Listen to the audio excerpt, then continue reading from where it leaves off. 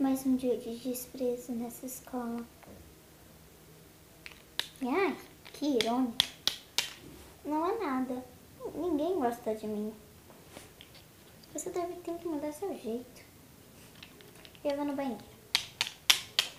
Tá bom. Oi, meninas. Oi. Oi. Então, você veio com aquela esquisita? Vim sim. Mas acho que até que ela é legal.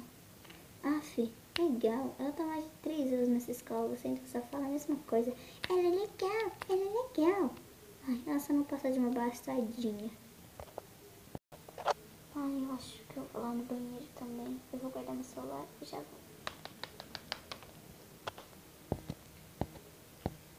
Pronto, guardei meu outro brinco também, tá me incomodando. O que a Bianca tá conversando com essas meninas populares?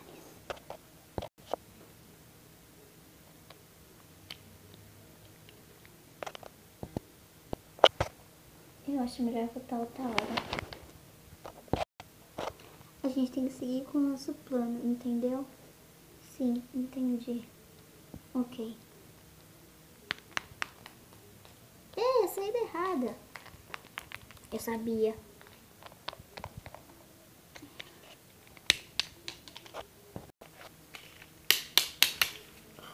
Oi, Stephanie. Oi.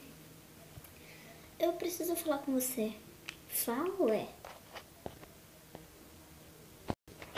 Fala. Eu vi você conversando com as meninas populares lá no banheiro. Por quê? A gente sempre odiou elas. Quem te disse isso? Eu não odeio elas. Quem odeia elas é você. O quê? Você sempre odiou elas, nunca gostou delas. Na verdade, eu não gosto de você.